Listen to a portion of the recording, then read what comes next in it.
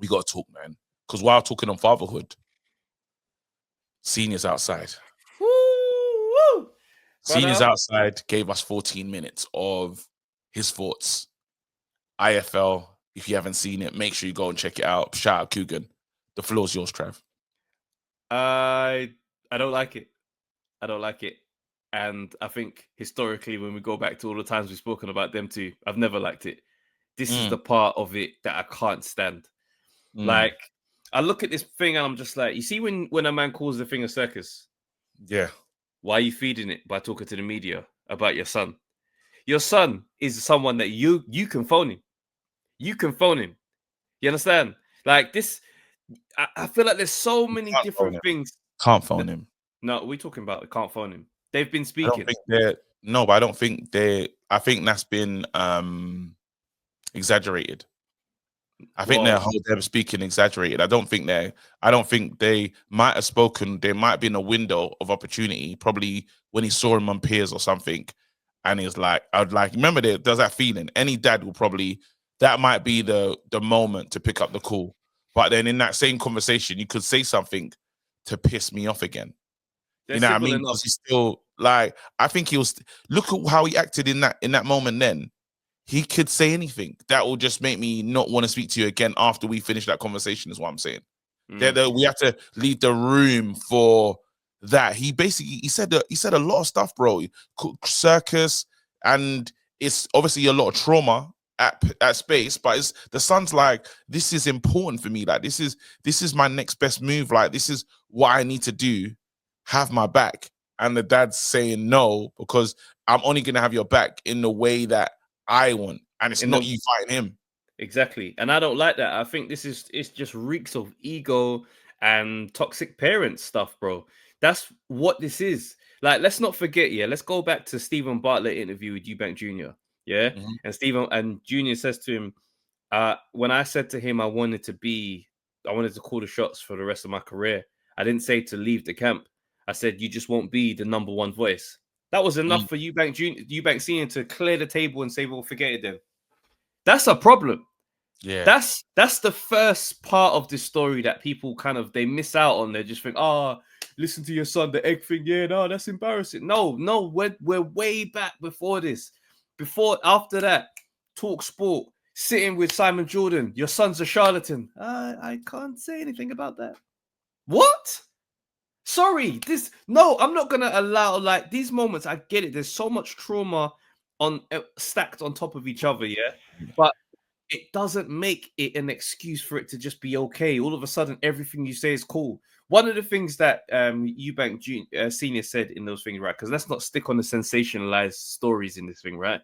He talks about the weight rehydration and weight class thing. Now, when he speaks about the Michael Watson fight. Right, and obviously Kell Brook is a reference of a man going up in weight and getting hurt.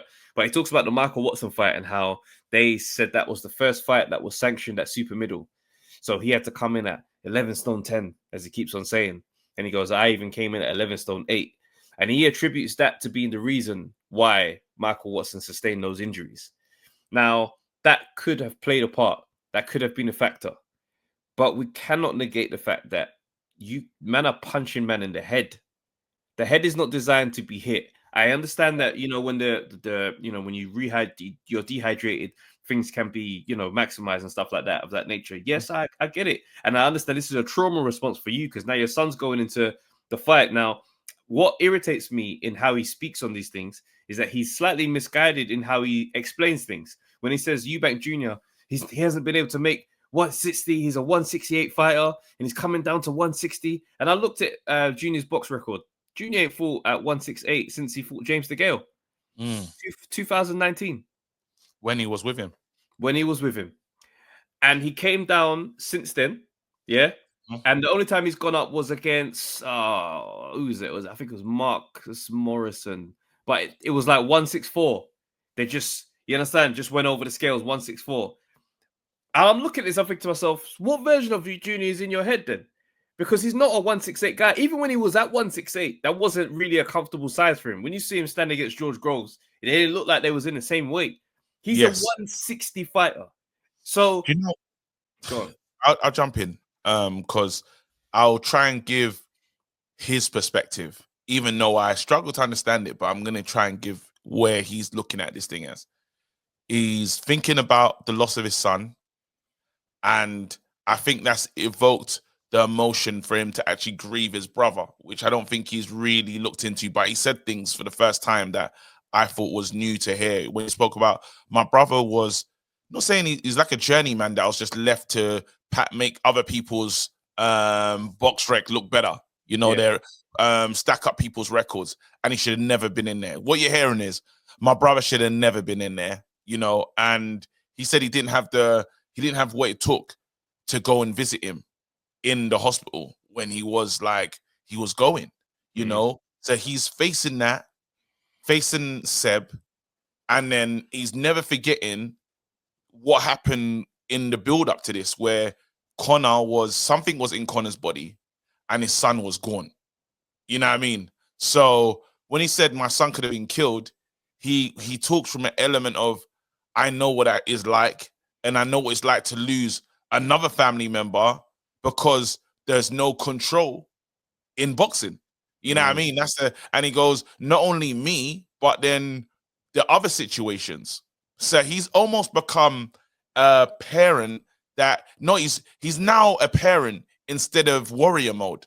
He's gone into total parent because he's not what he used to be. He's not that because he's not looking at it with that lens anymore. He's in full parental mode, and he's like, this doesn't make sense, and I can't have my young person anywhere near it. But again, we're not talking about a young person. The mistake that he's making is, had Eubank Jr. been 19, 20 years old, say we're taking our ball and we're getting home type stuff. He's not that. He's a man, and he's made a decision, and he just can't stand with the decision. But I think a lot of it is trauma response. And not only that, he does feel slighted at the fact of he built Matchroom. He built Matchroom, and he also, the fights that Matchroom put him in, because he's the one with the trauma, they don't feel the way he feels about Watson. And so, well, that's how he's carrying it, because he's the one that actually did that, you know. But he's all those Blackwells, and it's crazy because his son has the exact same, and it's, you know, like he's the had same experience. Yeah, and it affected them both differently, because with him, he wasn't able to knock out men after that. Like his fights, just the venom was out of him after that experience. Junior, not the case. He obviously didn't plan to do what he did, but it happened, and he was able to press on with his career kind of unfazed. When Junior speaks about it, I think it was the Piers interview actually, he said, I kind of just went numb after that type of thing to know that this could happen. But he's still very much capable of being who he needs to be. Yeah.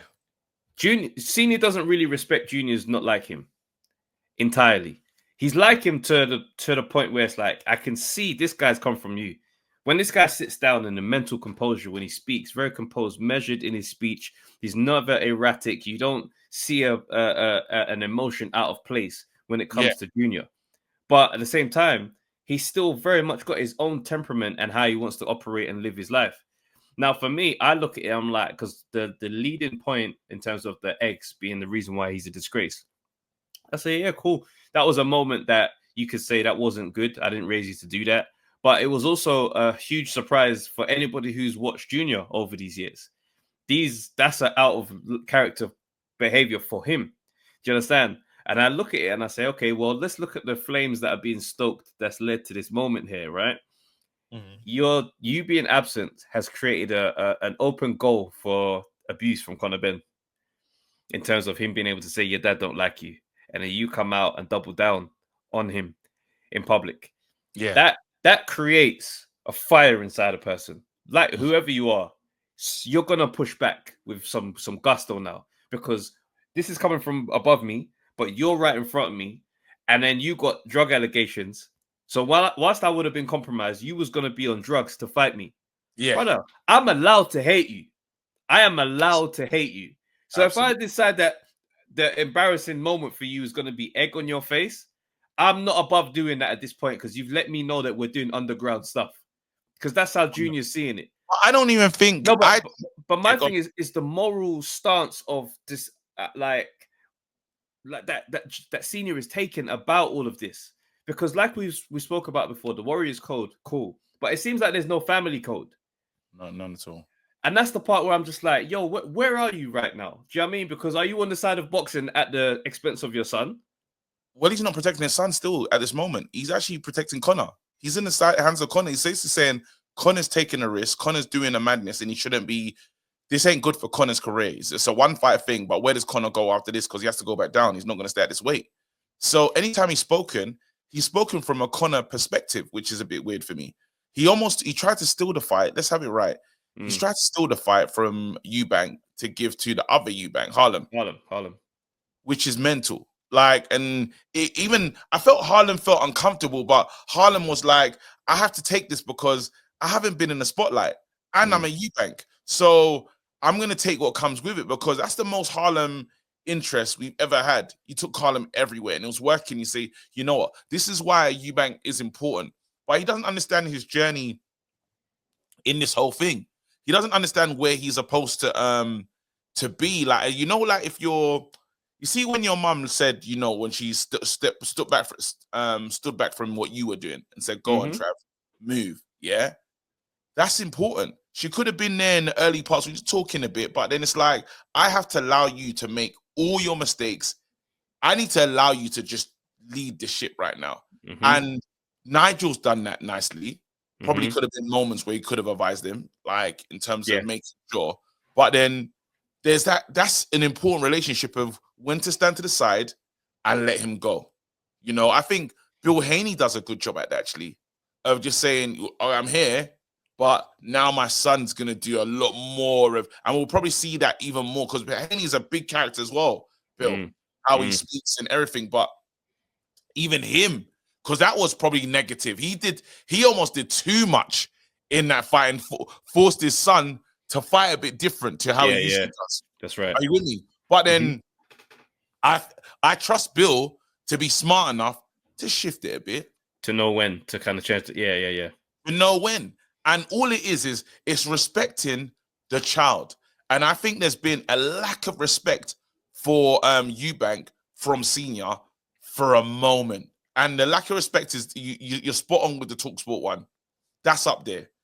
Taking the food off his table, taking it to Harlem is absolutely insane. You know how much this fight means to me financially. I shouldn't be in that much danger. I'm better than him. The only reason I can see you stopping me is because you don't want me to beat him. Like, so you're not on my side. You don't want me to, because why is Eubank Senior? Sorry, why is Eubank Senior afraid of Chris going in there? That doesn't make sense. What's he afraid of? A potential plot twist is that maybe he thinks he's going to lose, because he's spoken about Conor Benn before, you know, weight and, you know, rehydration aside, and being like, he's a ferocious guy and da. Now that is something maybe he looks at him and thinks, right, he's actually going to be too much for you at this point. Maybe that's the deep root of what this concern is coming from. But also, you got to remember, when we look at Eubank Senior's career, when he felt maybe someone was an absolute nightmare, didn't fight them. Like, he got a lot of stick in his career for the type of guys he was fighting, bro. Like, this guy fought in the UK for pretty much all of his career. Yeah. Through the same time as James Toney, Roy Jones. America was America. Whilst having a belt. So his guidance of a career looks a certain way. So when we critique a junior career, there's certain gaps in there that look a certain way. We look at the Golovkin fight, and now we can say that fight was never going to happen, was it? Never. As much as it was talked up, was this fight ever really going? Was you really going to put your son in there with Triple G? You can't have been. Do you understand? So it's like we look at those things and say, okay, cool.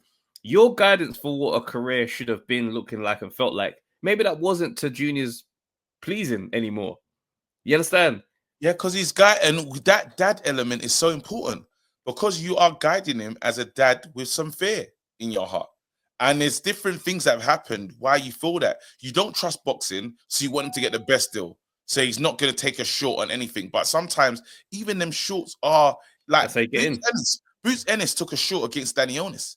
He didn't get paid what he needed to get paid, but he said, look, do you know what? For what it means, I'm doing it.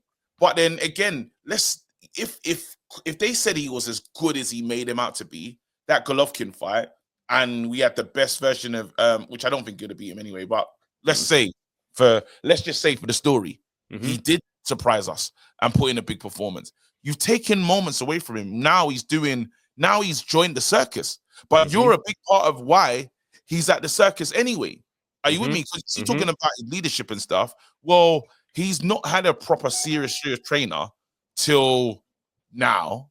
You know what I mean? There's many points in his career, but then you've always been there, but you always felt yourself was sufficient and good enough. But how many people has he trained and turned into champions? Exactly. How many people is he? Are you with me? So when he talks, you get that braggadocious, you get almost the arrogance of the fighter, but the skill thing is not there as a trainer. Thank you. It's just talk. Because he talks about what Junior was like with him. With the cloud of delusion, Junior was never going to lose to Liam Smith under my watch. When he said that, I thought to myself, bro, he lost to Billy Joe Saunders in the early days under your watch. He lost to George Groves under your watch. George Groves had one arm in that last round. He wasn't listening to him in the Billy Joe Saunders. He wanted to prove a point or something, he said. So anytime Junior doesn't do anything good, he's not listening. But anytime it goes well, it's all you. You see this? You see the dynamic that we got there? You do not respect Eubank Jr. as an individual. Eubank Jr. is a character in your play. So the fact that Junior can now go from being a character in your play and say to you, hey, Dad, actually, I want to run this thing. You're looking at him with pure disgust. That's why you be on Talk Sport and say, you're never going to make the money that you made with me. You won't do that without me. Well, now we're watching him be a part of a gigantic payday. But now you dislike it because it's kind of off your back a little bit still. But you're not involved. Now, I get this. I get this, the side of you that's a parent. But as a parent, you can't raise your kids to navigate the world with your fears to that degree. Because guess what? They might have this fight, both be absolutely fine. It might be a legendary fight. Both of these men come off with superstar status because the audience is going to be gigantic. They come off away from this thing and it sets off their careers in whatever way. Let's say Eubank Jr. wins. He probably gills in to get a Canelo fight soon. Conor Ben recovers, goes down to 147 and does his thing. This story might not play out the way he wants to play it out. Now, if we navigate how we're going to raise our kids with the worst possible things that we've ever experienced, brother, what are we going to do? What's the worst thing you've ever experienced, bro, that you're going to tell your daughter to avoid? Yeah, don't walk down these roads because one time I got rushed down there. Yeah, you can't have friends like that because they betray you. My brethren, one time he betrayed me and I was like, nah, I'm never going to trust no one again. So don't trust people, okay? Just in general, just don't trust no one. That's terrible, bro. Mental. That's mental. Yeah, you know what? When now saying all this, and really looking at it, man, it's bad. It's bad. And he's not done himself any favors, man. And I'm gonna say it now, man. I need Eubank to win. There's too much. There's he'll be left with nothing if he doesn't. At least I know that Conor, there's so much for Conor to gain. He beats an incredible name. He now is back in the mix. Basically, it's the best situation for Conor. It's really it's win. For Eubank, if he loses, it's the dad. Well, I told you so. Oh, it's nasty campaign. Eddie Hearn, Frank Warren, because call them scumbags. You know, there was that. There's the bet. There's all this other stuff. He doesn't win. This is he can't, and it's not even a family that he can really say, I really go home to, and they got my back regardless, because you don't. Are you with me? So now it's like, I have to win. Like, he's by himself. He's honestly by himself. Obviously, he's got his sister, like sibling, like in that, you know what I mean? But I'm talking about when it comes to it, you're really alone in this thing, and you followed in your dad's footsteps, which is the craziest thing of them all. And I could see it as someone that can relate to, you know, wanting a different relationship, but this is the relationship you've been served, and there's nothing you can do about it. I feel for him. You know what I mean? I more feel for him. I'm like, bro, like in these states, you just have to keep winning. That's all you can do. All this game requires is just win to shut everyone else up. Absolutely. Really. And And I hope he does. I honestly do. Yeah, and you know what I didn't like in that recent clip that's circulating. You see when he goes, "Who taught you to hit people around the face with eggs? I didn't teach you that. Did Karen teach you that? That's his mum, Eubank's ex-wife. Now we're sparring in very dirty waters when you can make those type of strikes. Mad. And I won't talk to you. That's a horrible. That went over, strike. bro. Imagine that. I missed it. Yeah, and he wouldn't. And I'm telling you right now, he's not missing that. That's one when you can delete someone's number from your phone. Yeah, type stuff, because it's like now, hey. You bring it because now people are gonna Google who's Karen, and you're gonna put that on the mains. What's that about? Now I'm telling you, bro, it's mental health. When Eubank Jr. alluded to mental health being an issue, the passing of Seb, his brother passing recently, everything here that we're seeing is an enveloped stack of trauma, and now and it's getting worse. And I'm pushing it all on you.